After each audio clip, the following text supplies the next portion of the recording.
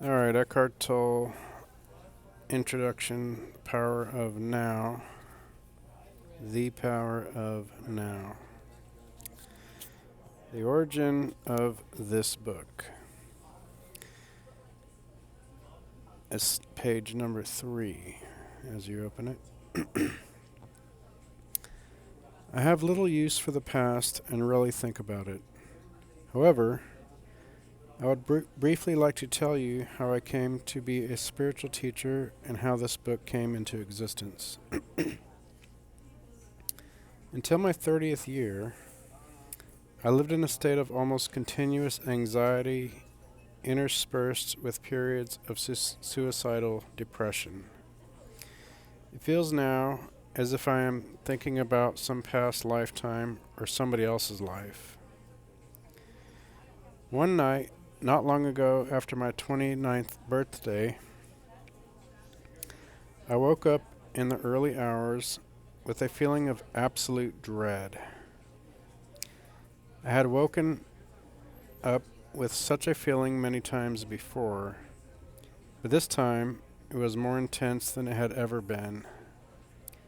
The silence of the night, the vague outlines of the furniture in the dark room, the distant noise of a passing train, everything felt so alien, so hostile, and so utterly meaningless that it created in me a deep loathing of the world.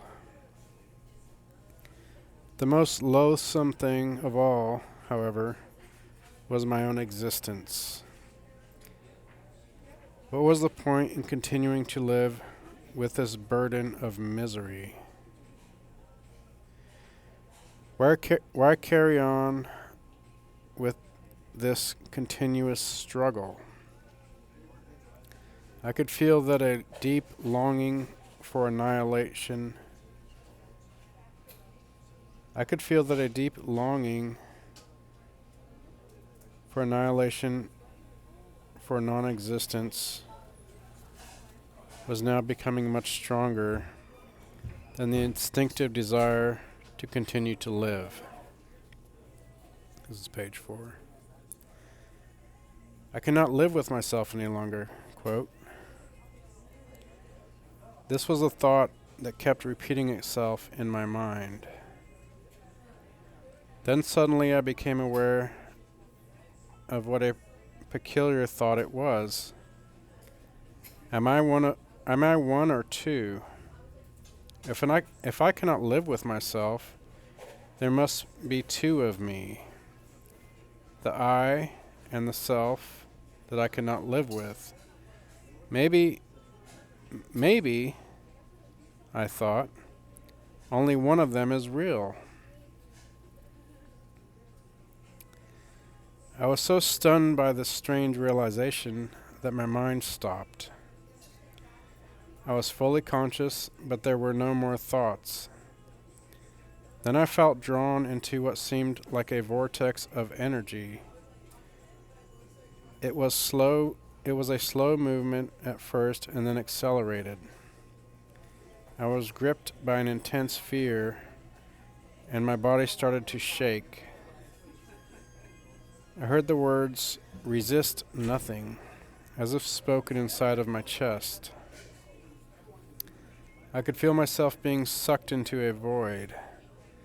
It felt as if the void was inside myself rather than outside. Suddenly there was no more fear, and I let myself fall into that void. I have no recollection of what happened after. I was awakened by the chirping of a bird outside the window. I have never heard such a sound before. My eyes were still closed, and I saw the image of a precious diamond. Yes, if a diamond could make a sound, this is what it would be like. I opened my eyes. The first light of dawn was filtering through the curtains. Without any thought, I felt, I knew. Without any thought, I felt, I knew that there is infinitely more to light than we realize. That soft luminosity filtering through the curtains was love itself. Tears came into my eyes. I got up and walked around the room. I recognized the room, and yet I knew that I had never truly seen it before. Everything was fresh and pristine, as if it had just come into existence. I picked up things, a pencil, an empty bottle, marveling at the beauty and aliveness of it all. Page 5. That day I walked around the city in utter amazement at the miracle of life on earth, as if I had just been born into this world.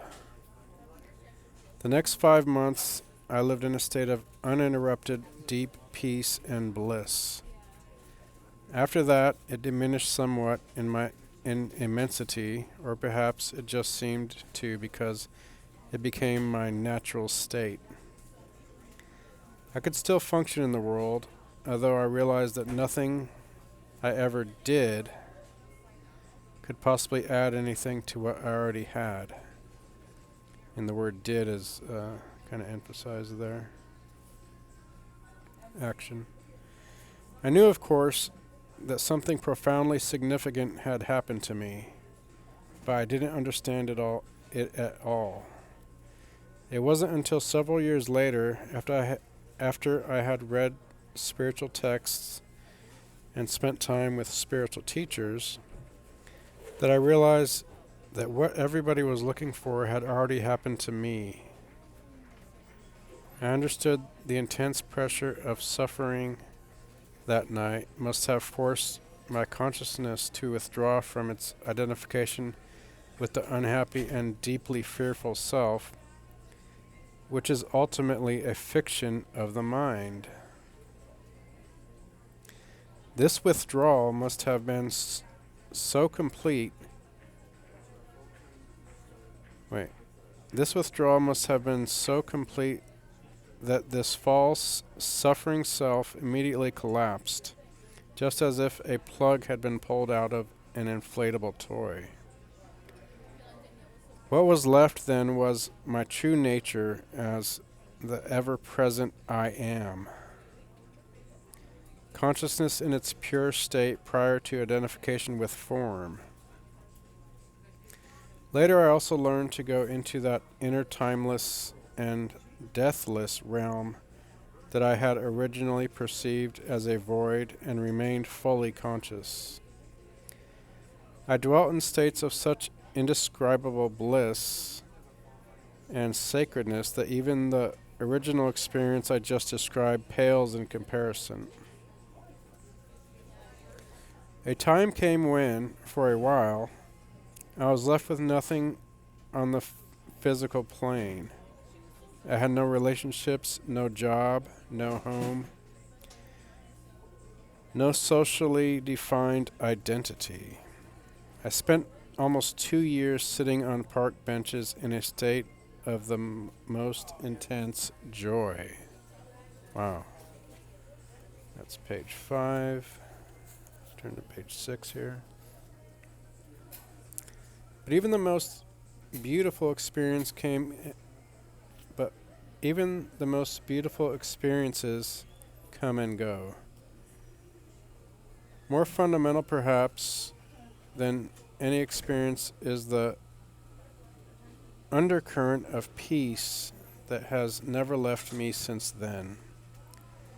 Sometimes it is very strong, almost palpable, and others can feel it too. At other times, it is somewhere in the background, like a distant melody. Later, people would occasionally come up to me and say, "I want what you have. Can you give it to me or show me how to get it?" And I would say, "You have it already. You just can't feel it because your mind is making too much noise."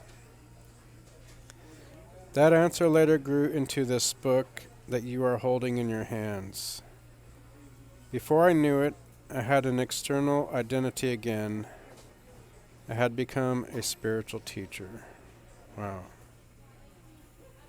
I'm going to stop there. Page 6, halfway through.